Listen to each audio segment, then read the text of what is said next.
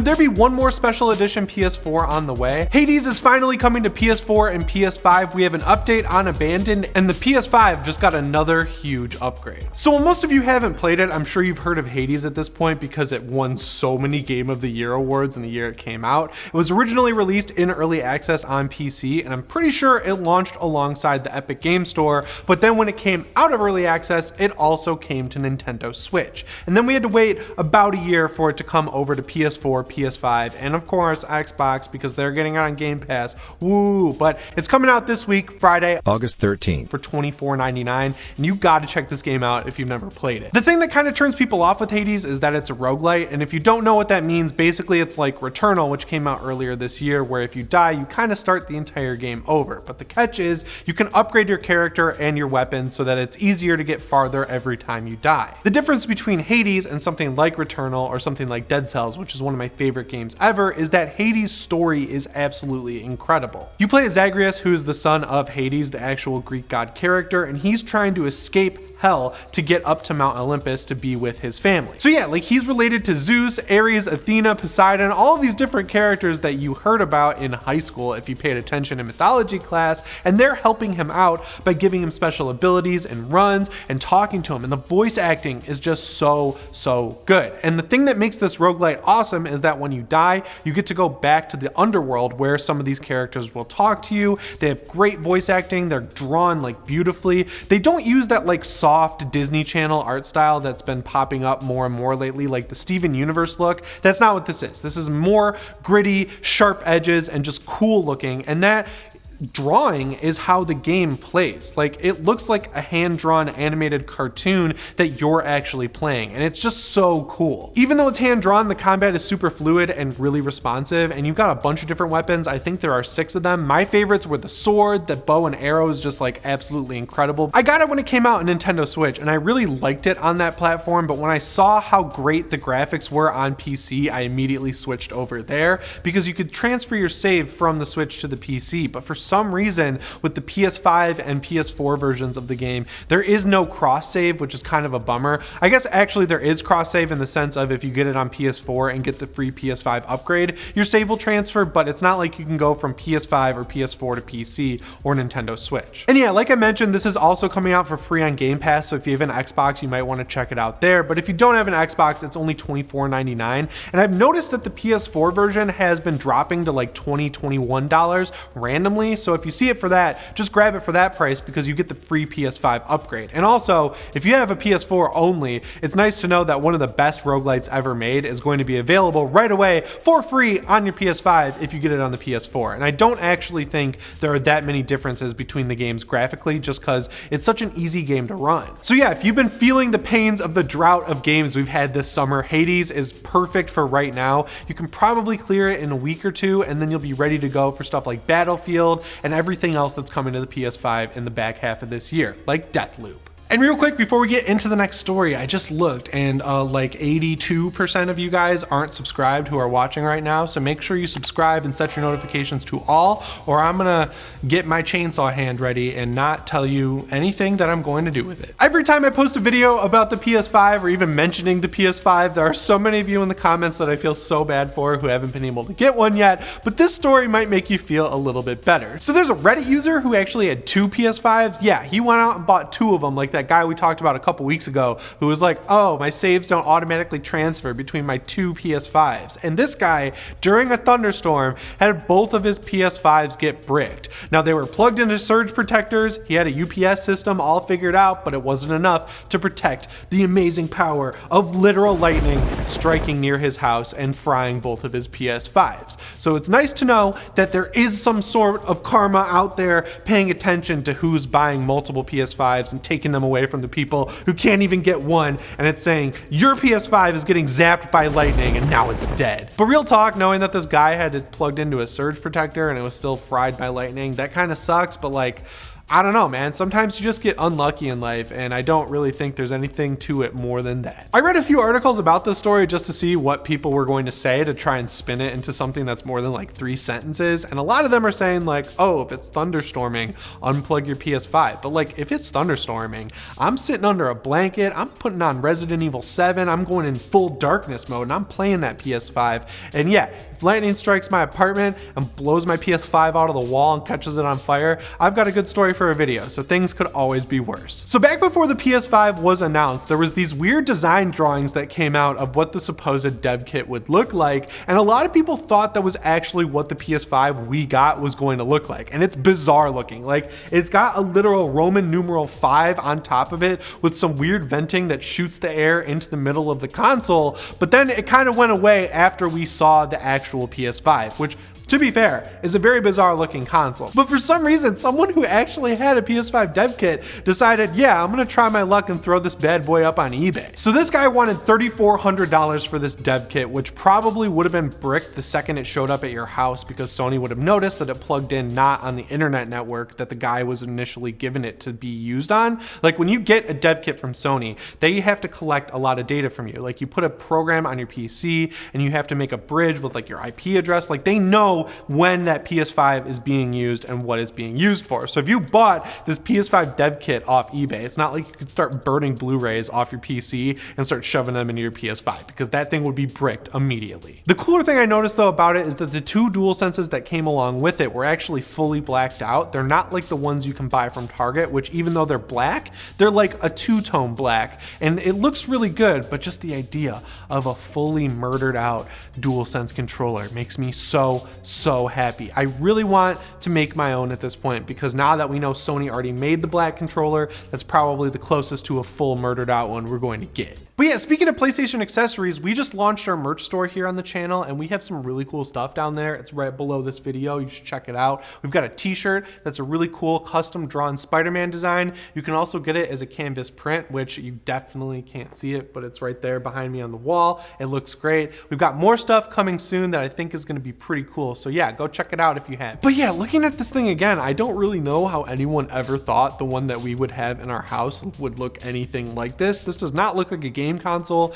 It looks like an insane bizarre PC, and the reason for that is if someone took it outside, it would be very easy to notice, and it would be much easier to find if, again, it was stolen. Like, Sony needs a way to differentiate this from like a generic PC or something like that. They need to know how to be able to find it if it makes its way into the wrong hands. And speaking of that, just so you guys know, you can't buy this anymore. Even though it's being sold for like $3,400, it was immediately removed from eBay, and I'm assuming Sony's got this guy in a lab somewhere all chained up.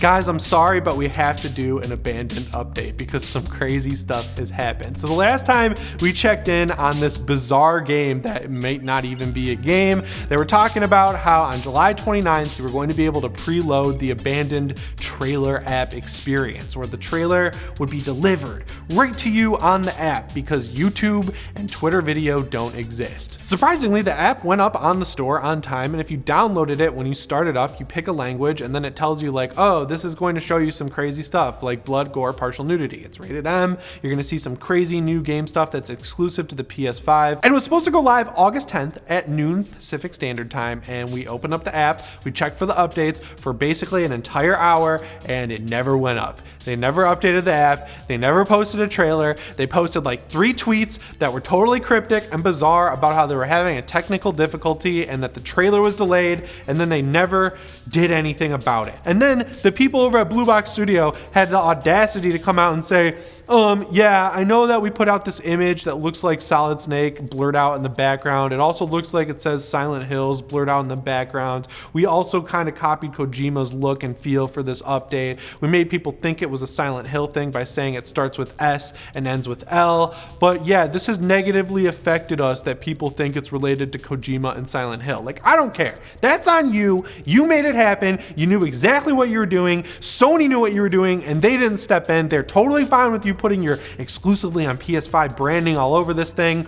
So if this doesn't turn out to be Silent Hill or something really cool, I'm not gonna do anything, but I'm just gonna be bummed out because at this point, I'm like Charlie Day with the pin board with all the different strings connecting stuff. Like, it's hard not to buy into this mystery because there's so much stuff about it that seems like it's linked to Kojima. And I know you guys are young, so you don't even know who he is, but I grew up playing Metal Gear Solid like on the PS1 and Metal Gear Solid 2 and 3 on PS2. I got Metal Gear Solid 4 on PS3. I love Death Stranding. I played the re-release of Metal Gear Solid on Vita. Metal Gear Solid Peace Walker on PSP is one of my favorite games ever. I played it so many times. I need more from Kojima. I like Death Stranding. I'm glad we're getting the update. I need a new game and I want him to make Silent Hill. I love horror movies. I love horror games. Resident Evil's doing great. Kojima, just bring back Silent Hill, man. I'm begging you. Anyway, we're gonna keep an eye on all of this abandoned news and you will see my mind unravel on camera here on PSReady. So if you wanna be there to see it live, subscribe and set your notifications to all. So if you guys have been watching the channel, you've heard about this beta update on the PS5 that's not available to the public yet. I feel like I have to say that since you guys comment a lot about it, but it's a huge update that adds a ton of features. First of all, we're allowed to put an SSD in the PS5 now. We also got an update to trophies that allows them to be listed vertically and also lets you pin some of them at, I think, like up to 5 to your control center. So if you're working on a trophy like I am in Destiny 2, you can just pull it up by hitting the PS button. That's a great feature. But there's an even deeper secret, man, with these 3D audio updates, and it's related to that Pulse 3D headset that I know you guys love, so I wanted to tell you about it. So right now, the headset, I don't love it. It's a little quiet, the bass isn't thumpy enough, but this new PS5 update allows you to really screw around with the EQ, and they have their own preset options, and you can also customize it yourself if you're like an audiophile or something like that. So you've got first-person shooter profiles, you've got bass booster profiles, you've got treble boost, you've got all these different profiles for what type of game you're playing, and overall, they make the headset so much better. Like, to the point where it's basically a must-buy for the PlayStation 5, because while there are better options like the SteelSeries Arctis 7P, which is the one for PS5, that one runs for around $150, sometimes $200, and the Pulse 3D wireless headset, it's always available. It's 99 bucks. It's easy to get on sale. I've seen it go for like $75, and it sounds so much better now that I feel like I would just go with that cheaper option. It's also going to match your PS5, so if you just want to put it next to your PS5 when you're not using it, it's not going to look ugly, and it's got a nice futuristic look to it. And Sony makes good headphones. Their speakers are tuned really well, and when you use the EQ with this new update, it actually makes them sound a lot better. I saw an article where a guy made a nice V-shaped EQ, and he said it sounded great. I haven't screwed around with it to that level because I'm just trying to sit down and play some Destiny. I don't need a full audiophile experience, but if you're one of those people out there and you've only got $100 to burn, I think you'd be fine going with this Pulse 3D audio headset. I think it's called like the Pulse 3D wireless headset or something like that. It's called the Pulse 3D headset. They've been using that branding since the PS3. Please don't let me know in the comments what it's actually called. Guys, it's fine. I don't need to know. So the reason you're gonna wanna pay attention to these headphones is because on August 20th, we're getting the director's cut of Ghost of Tsushima, and that game has incredible audio, and I'm pretty sure it takes advantage of the 3D audio that the PlayStation 5 has, but even if it doesn't, the sound in that game is amazing. So if you don't have a nice headset, I would highly recommend just going and getting one of these Pulse ones, especially knowing this update will probably be out of beta by the time Ghost of Tsushima director's cut releases. Like, it'll be a really good way to play that game with the haptics on your DualSense controller and these awesome 3D Pulse 3D wireless headsets. So yeah, while this update was largely really good, I know I saw a ton of comments actually talking about this, which made me happy. The one thing that it doesn't have that people really want is native support for 1440p monitors. And if you don't know why that's important, it's really hard to get a 4K monitor at an affordable price that also has a high refresh rate. But the most common monitors out right now, especially if you want like a gaming monitor that you can also use for your PC, is 1440p 144 frames per second. The PS5 doesn't natively support 1440p, so like when I plug my PS5 into my 1440p 144 hertz monitor, it defaults to 1080p and you're not taking advantage of the whole monitor. Like, yeah, I get the 120 hertz out of the console. That's great. I would really like to be able to use the native resolution of my monitor because it's 32 inches and 1080p stretched to a 32-inch monitor doesn't look that great. So hopefully in the future, Sony listens to that update, but it's promising that they listen to a lot of other stuff people were asking for, like being able to update your DualSense from the menu, or having the trophies listed vertically. Like, those are small niche things that were easy fixes that they listened to and addressed pretty quick. So I feel like 1440p support will be coming sooner rather than later. So now that the PS5 is out and people are actually starting to be able to get it, sales on the PS4 are starting to wind down, and it looks like it's going to close out its life cycle at around 116 million consoles sold. I remember when we were coming off the last generation with the PS3 and the Xbox 360, there were all these news stories coming out about how console gaming is dying and all this stuff, but now we see at the end of that generation that it's bigger than it's ever been, and seeing now that the PS5 is out and no one's been able to get their hands on it for like 7 or 8 months at this point, I don't think we have to worry at all about console gaming going away. We're about at the point in the PS4's life cycle where they're probably going to do one last Super Slim refresh. We got the PS3 Super Slim around the same point in that console's life cycle. If you guys remember that one, it was bizarre looking and it had a top loading drawer that you would drop games into. I feel like we're at the point with the PS4 where we're probably going to get one of those refreshes, right? It would really make sense for Sony to have a cheaper alternative to the PS5, especially since it doesn't look like we're going to slow down on games coming to both consoles anytime soon. Xbox is doing really well right now because they have the Xbox Series X and S. There's a cheaper option for people to buy. If they don't want to go all out and buy the Xbox Series X for $500, they of course have that cheaper model there. And Sony's option is the PS4. So if they figured out a refresh that kind of positioned it in between the PS4 and PS4 Pro power-wise and gave it a slimmer chassis that's more in line with the PS5, I feel like that could be pretty cool for them. Like, they can make a little bit more money, which obviously they don't need to do, but that's their goal. They want to make more money. Right now, if you want to go buy a new PS4, you're sitting at around $250 and it'll always have a couple games in there or maybe a second controller. But if they could get that price down to like $200, that's the sweet spot they need to be in to just keep these things churning out for years to come. Anyway, guys, that's all the PlayStation news I have for you today. Make sure you let me know what you think down in the comments below. And remember to stay PS ready, subscribe, and set your notifications to all. As always, guys, my name is Jimmy Champagne, and I'll see you in the next one. Thanks for watching.